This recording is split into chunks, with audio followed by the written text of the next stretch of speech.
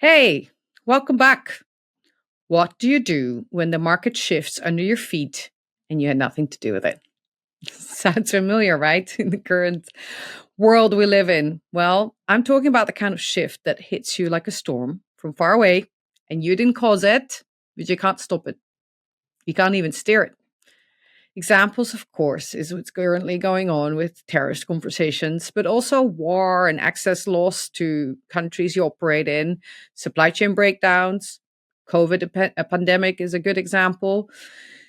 If you're running a medium sized company in manufacturing, in supply chain, or any kind of business to business integrated services in energy, you feel this.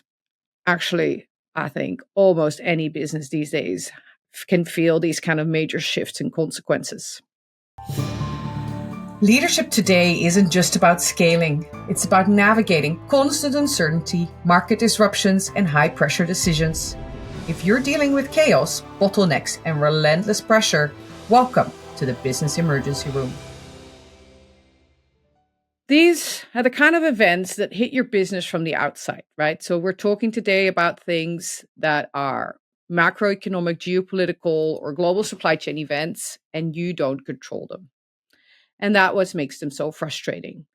Because you probably have plenty of little things internally that are under your control that it's like maintenance on your house that that you could or should have worked on. When these things happen, um, these are the ones that really throw you off course. But yeah, you cannot do anything about them. And hence, the most common response is inertia, waiting to see what happened, see if the situation resolves itself, see what the big players are doing. But here's the truth: even if it does resolve, the market's not going to look the same after. And if you've waited, you're behind, or you've drifted off course, or have not used the opportunity to actually learn and adapt to this new situation. Because once this one's gone, the next one's looming. So, where do we start? Situational awareness. Get a handle on the storm. If you're in the middle of a market shift, here's what you want to do: stop hoping and start mapping. You want to bring your leadership team together.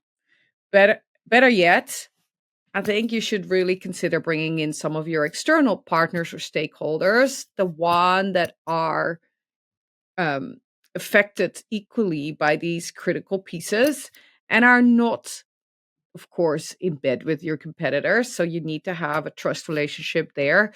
Um, but you want to cast the net wide here. And of course, you could have an internal session and then a different session with some external players there. But somewhere in the conversation, you want them in. And you're going to war game the situation.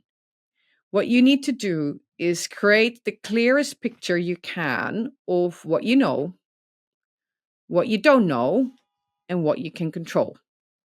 And you also want to have some idea, or maybe better said, you want to reach some level of agreement on how far those unknowns might swing.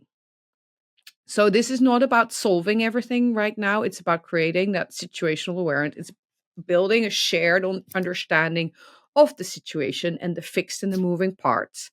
So that you're coming out of the dark somewhat, right? It's not no longer um, everybody with their own version of the situation in their mind trying to come up with solutions. It's you having a shared understanding of where you think you're at and what's in front of you, and then starting to work the situation, which means that the next thing you need to do is reconfirm your goals. And this part gets skipped too often because once done your wargaming, or you have better situational awareness, you want to revisit your goals, particularly the short-term goals. I suspect that your long-term goals will not immediately or drastically shift. And also, without doing some intensive strategy work, you probably don't want to go there right now. However, your short-term goals, they definitely need to be looked at to see if they still make sense. Do we need additional goals, maybe also to address this crisis? So Are the goals for the next 12 or 24 months reduced, changed, or altered? Or do we just simply need to reconfirm with everyone involved that that doesn't change, that those goals still stand? That's also important to know for people. And you might have an additional near-term goal like exit country X with minimum loss or rebuild regional supply chain within 6 months. Name it, make it explicit. Because this will shape the way your team operates under pressure. Why does it matter? Well, let's zoom out. These aren't rare cases, right? This happens all the time. So 76% of US manufacturers reported supply chain disruptions in 2023. 2023 was not actually that much of an upheaval year relatively in recent history. Only 32% of small or medium businesses have a business continuity plan. Only a third, right? And during the COVID peak, more than 60% of B2B businesses lost key suppliers, 2/3. And the Harvard Business Review says that companies that delay action in downturns grow 3 times slower after recovery. Which brings us back to the drift. Inertia is not an option. If you do not take control when these changes happen to you, then you get steered in whatever direction you get steered. You're not going to stand still or hold course or even be able to anchor in place without losing market share, without losing customers, without losing growth or reducing the growth trajectory you were on and your competitive position. You need to do something. This happens, and doing nothing comes at a major cost, including trust erosion, both internally and externally. Because intriguingly, your partners and your clients, although they totally understand that you might not be able to influence the situation and hence be willing to give you some leeway or work with you, they will not accept that you choose to have a rudderless ship. They will not accept that you choose not to lead or lean in.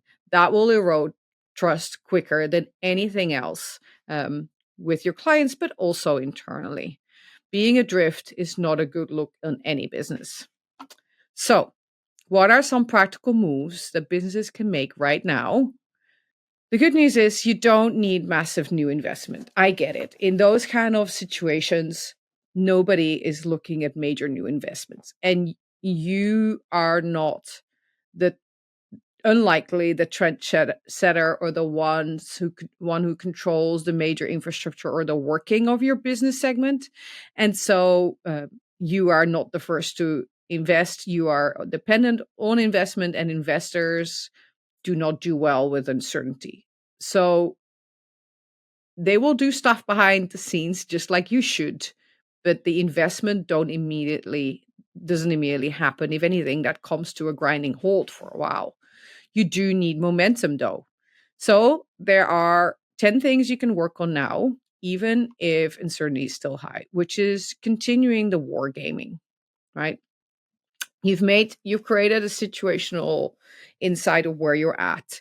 You want to put some structure in place to come back at that at periodic intervals and see how the thing changes. This is about alignment. This is about and you might not entirely get to alignment, but even understanding the different way your partners and your key internal people are looking at the situation and where they feel or see the risk is important insight. So you want to continue that conversation. You want to have a look at potential for diversification in your supplier base by region or by risk profile. Are there relationships that you can start to strengthen or cultivate? Can you do test project or pilot projects with suppliers that maybe weren't that far, but also are not so far off that with some good investment and help, they maybe could close the gap from where they are currently and where they would need to be to work with you. Uh, so these are some of the examples. You know probably much better than I do where some of those opportunities sit, ask around in your organization because people have these on our radar somewhere. Which of these can you start working now?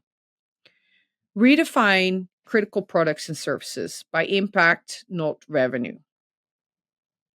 So have a look at what it is you're offering or you're getting from others. To what extent can they make or break your business processes? Are they getting the due attention they should?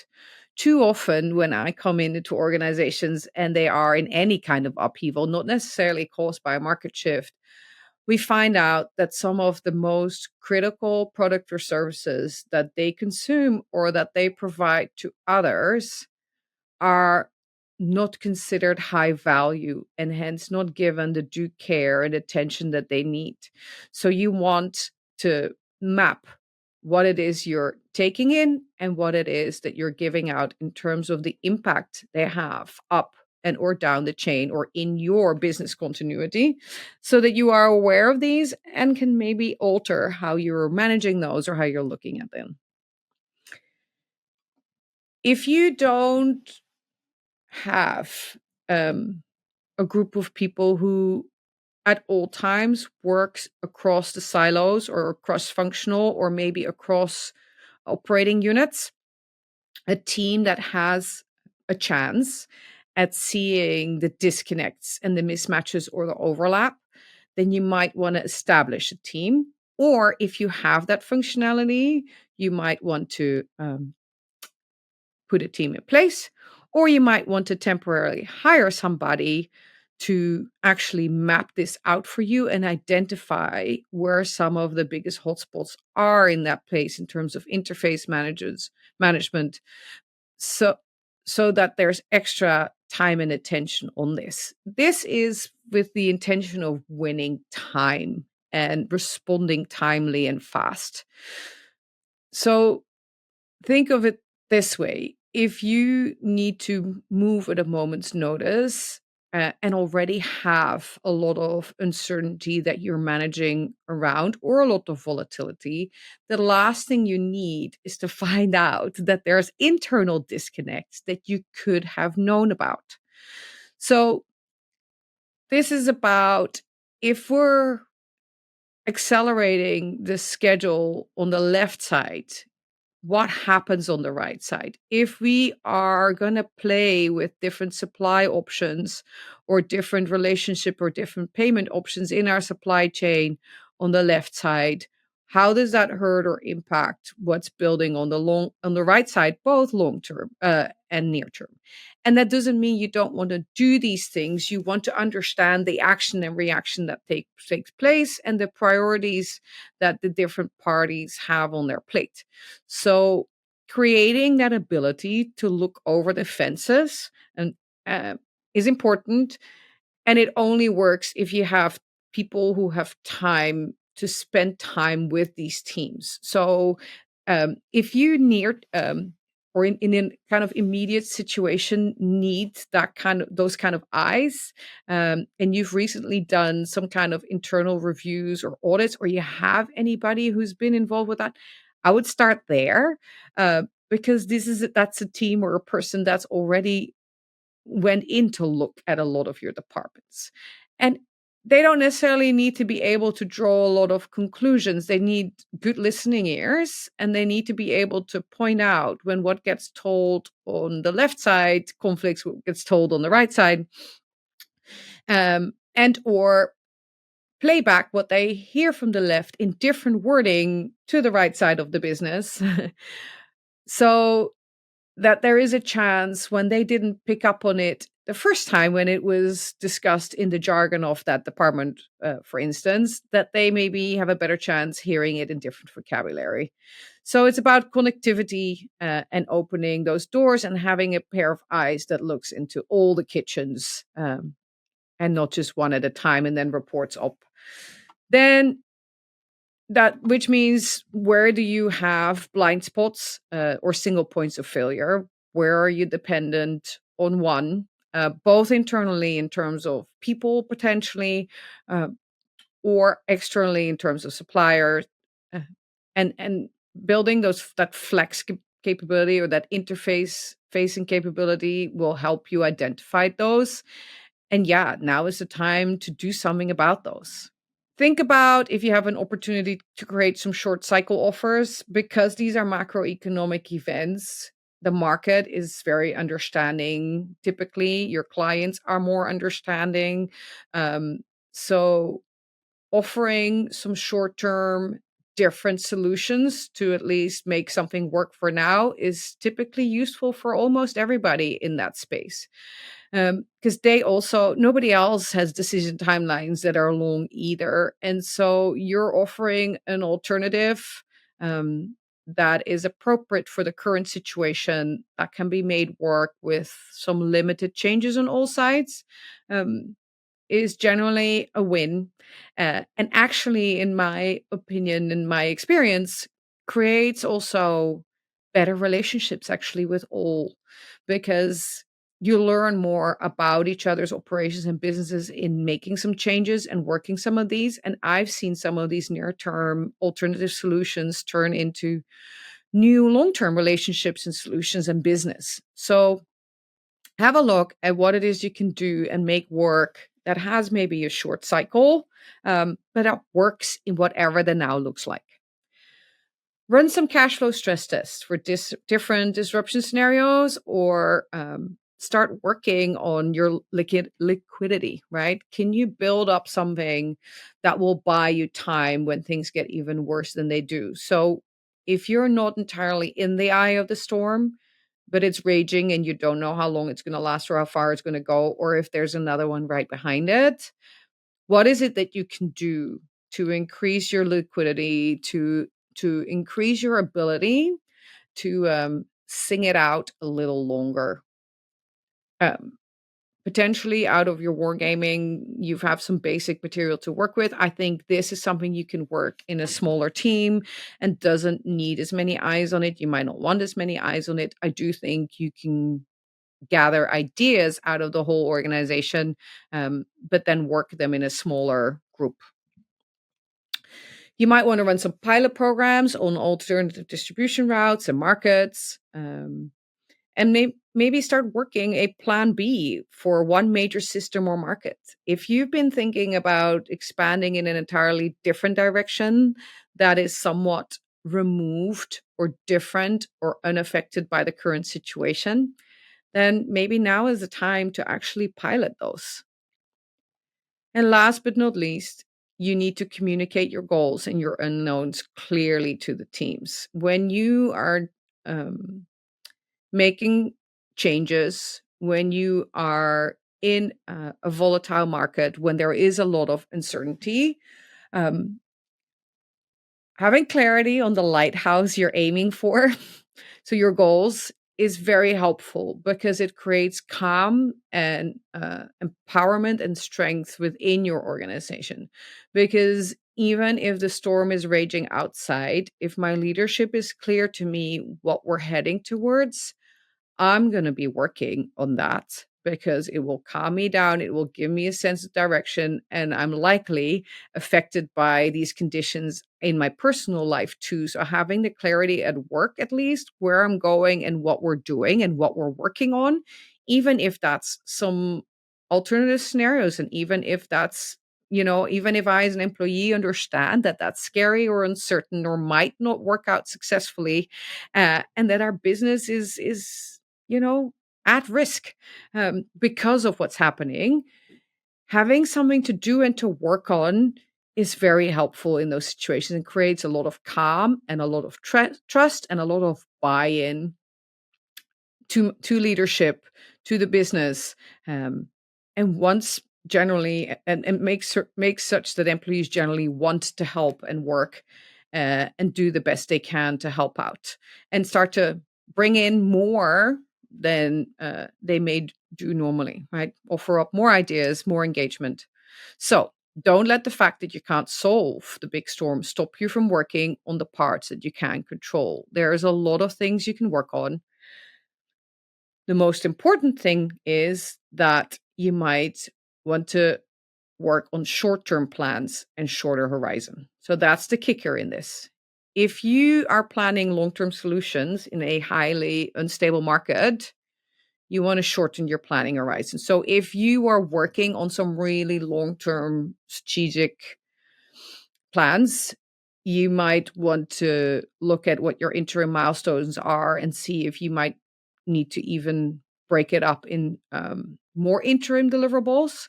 And also working some of the suggestions we've just gone through, you want to work those with short-term horizons appropriate for the situation. So in the pandemic, a 3 or 6 months horizon is very relevant. In the current situation with tariffs, initially it's probably shorter, um, allowing you to make some progress to see and figure out what flexibility you have in your system, where you have room to play, where solutions are materializing or alternatives are materializing, where there is room to act and do things, and in which directions of your business there is actually very little room, and hence you need to keep an eye out, um, and make sure that you have a way to course correct. And you do that by having shorter horizons.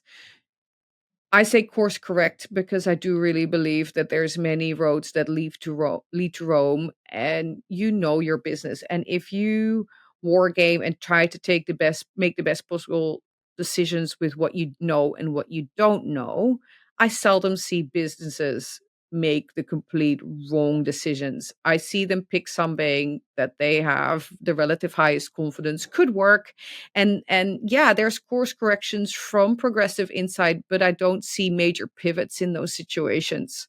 um, I see that trial and erroring, uh, trial and erroring, it's not a verb, right? Trialing some new things and other things really helps get insight on what's possible and builds confidence and builds forward momentum. And so I seldom see any of these as lost time and effort. But yeah, keep it somewhat shorter, so that you have regular check-ins back with all the other moving pieces, because there's even more moving pieces than normal, and you stand a chance of being able to rebalance it and adjust to and the unfolding situation. Yeah. This is not the moment for like 3-year investment. So you want to start small, move fast, gather those insights and create the regular check-ins. And momentum matters so much more than perfection right now. Final warning, don't let size be your excuse. I get it. Most of you are not a Fortune 500 company, but you survive likely better and can move faster than they can. And yeah, there's a lot that's outside of your control. Maybe it's also nice to think that it's up to you to tackle some of these major challenges, right? Work on what you can work on. Don't use your size as a reason to wait. Don't drift, of course, further. Don't recover slower. Don't spend more to rebuild or potentially never fully recover. So this is the moment to steer, even if it's into rough waters. And now steering is always better than drifting. So if you are affected by the current market disruption and you do want to do something and you do want to act, but you don't want to go it alone, this is what I do. I help teams triage fast. I build situational awareness with you, and I create realistic and workable next steps. So I can also help you make sure that your leadership alignment doesn't fall apart under the stress of everything that's happening. And the Business Emergency Room podcast exists exactly for this kind of moment. So if you could use a little help or just a good conversation to figure out where to get started, please don't hesitate to reach out. I want to help you. I want all of you to come out as good as you can from this current situation. So let's talk or tune in the next time. Thank you for being here today. Good luck. Thanks. Thanks for tuning in to the Business Emergency Room. If today's episode hit home, let me know. Leave a review and tell me what challenges you're facing. Your feedback helps shape future episodes. So drop a comment or a message on LinkedIn with what's keeping you up at night.